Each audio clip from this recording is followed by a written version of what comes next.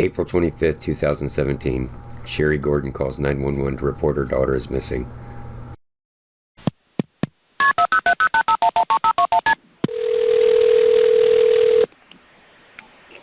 All right, hold on 1 second, ma'am. I'm going to announce the call, okay? 911, where's your emergency? Hi, County. Yes, my daughter is missing. Hold on, ma'am. Let them talk first. With a transfer for 309 Lewis Road in Preston Heights. Go ahead, ma'am. Thank you. What's going on there? Yes, my daughter is missing. I cannot find her. She was outside playing with the kids, and she's missing. Okay, how old is she? She's 1. All right, stay on the phone with me while we get the police en route. What's her name? Semaj. Spell it for me. Semaj Crosby, S-E-M-A-J. When's the last time you saw her? Hold on. I need to stop. In the front yard, when everybody was outside in the front yard. Okay, so how long ago was that? That was about, I don't know how long it was. It was like a half an hour, 30 minutes, 20 minutes ago. I mean, it was a whole lot of kids out here. It was a whole lot of kids out here. It was a whole lot of it was a lot of adults out here watching them and everything. Listen, okay, take a deep breath. I need to ask you some questions. So how long, you think it was 30 minutes ago that you last saw her? Yes. Yes? What?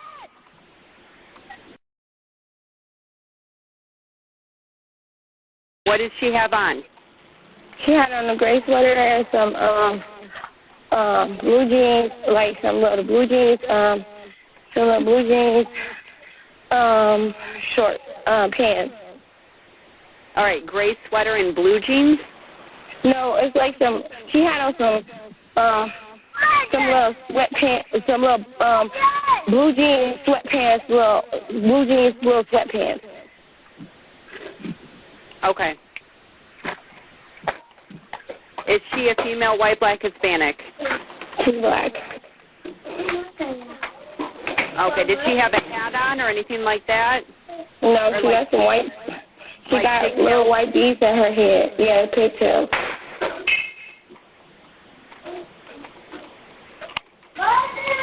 Okay, did you check your house to see if she's in there? Yes, I'm checking it now. I've been checking it. All right, did you check with the neighbors? Yes, I did. Has she ever wandered off before? No. Okay. How many kids do you have at your house? I have 3. Okay, is it possible that is there a park at the school? Yes. Okay, is it possible that somebody could have taken her to the park? No, because she's not at the park. The park is right behind my house. Okay, you said it's not possible that she's there?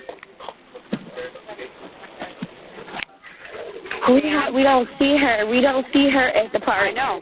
Listen, we have the police. They're coming for you, okay? They're coming to help you, but I want you to stay on the phone with me so I can ask you questions because we have to narrow down where you've looked, okay? So did you look at the park at the school or no? Yeah, we looked at the park at the school. Okay.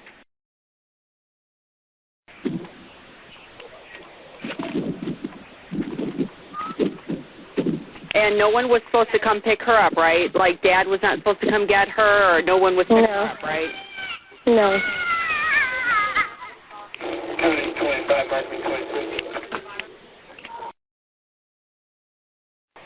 Okay, so she's a female black. She's got pigtails in her hair.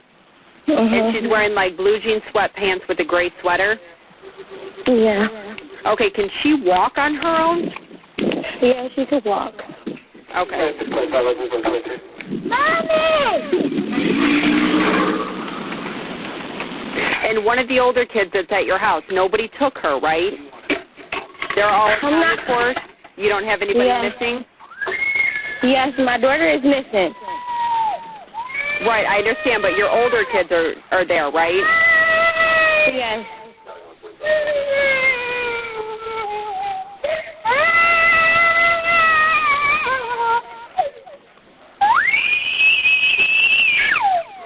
who is that? Ma'am? Yes, that was my niece. Okay.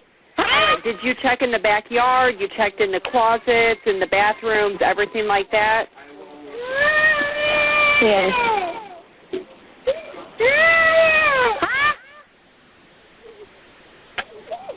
Okay, ma'am, your older kids that you have at the house, how old are they? Hello? Ma'am, the older kids that you have at the house, how old are they? 2 and 3 and 10. Okay, the older kids that you have there, like the 10-year-old, I want you to have them start checking the house. Check in the closet, in the bathrooms, check the garage, everything.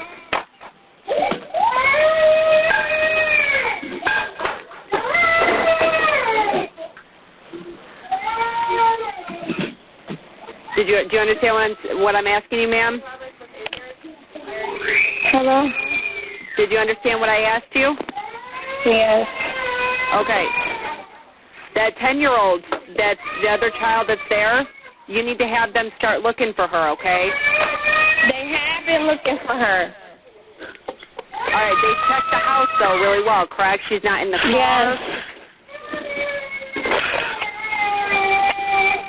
Do you have a garage attached to the house? No, I do not. Okay. Do you have a vehicle parked outside? No, I do not. Okay, we checked the vehicle, right? It's okay, ma'am. It's okay. Listen, take a deep breath, okay?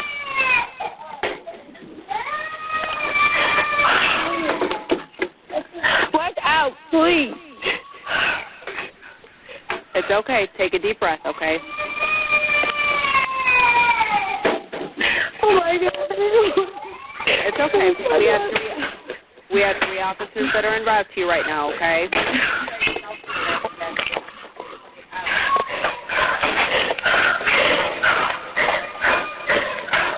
Take a deep breath, in through your nose, out through your mouth.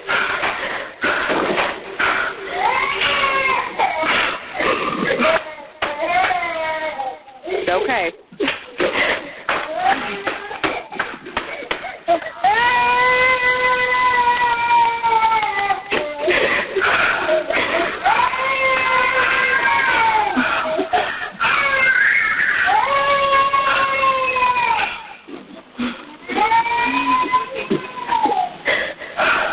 Take a deep breath.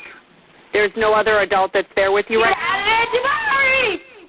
Get out of there, please.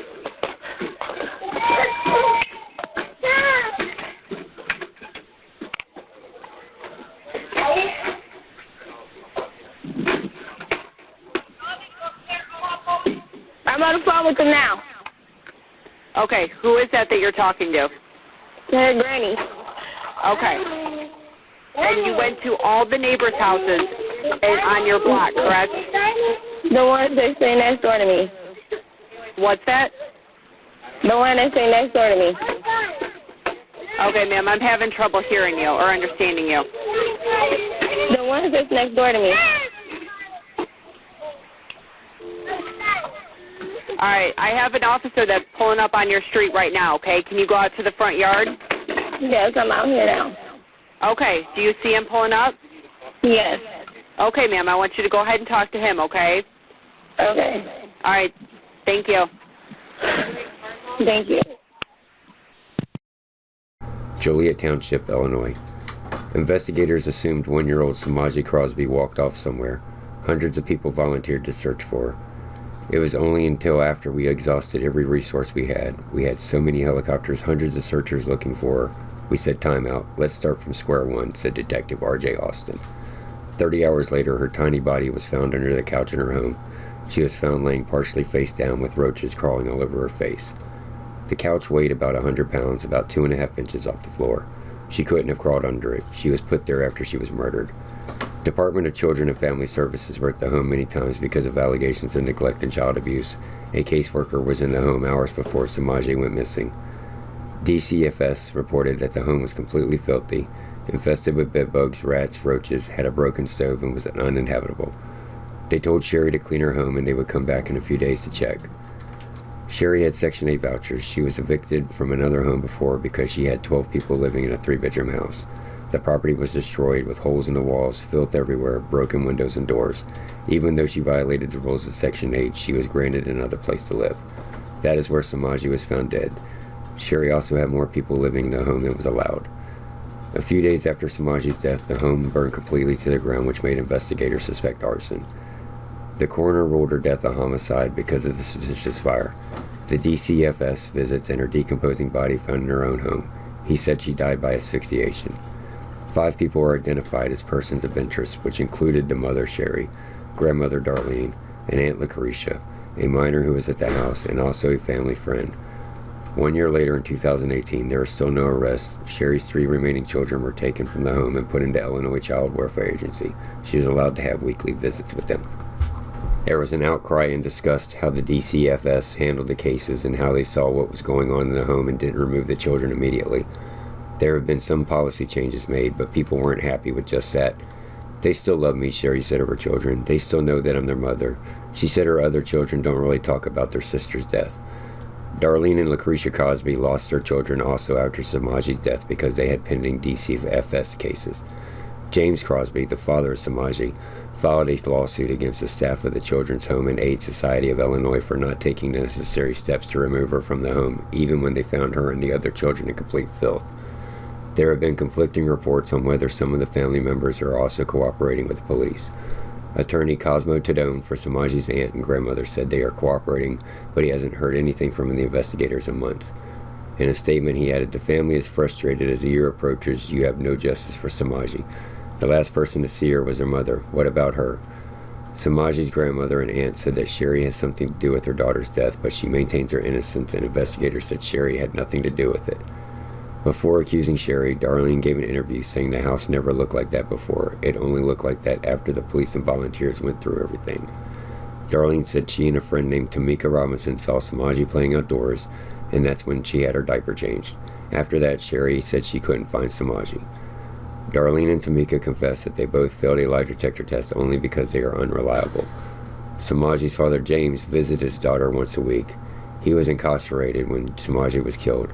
"I just want to know what happened to my daughter. I should have been there." On October 9, 2018, candidates for Will County Sheriff attacked each other. One matter that was brought up was the unsolved murder rate in their area. Mike Kelly and Jim Riley went back and forth about other issues, but Riley was more concerned about the unsolved case, especially the one of Semaj. Riley said he would make the case a priority and that he has grave concerns. He also said he would use outside federal agencies to help. Kelly claimed that the case of Semaj's murder gets worked on every single day. He claimed the FBI has been working with the sheriff's office since the beginning. To this day, there haven't been any arrests or any new people questioned. The murder of Semaj Crosby is still unsolved.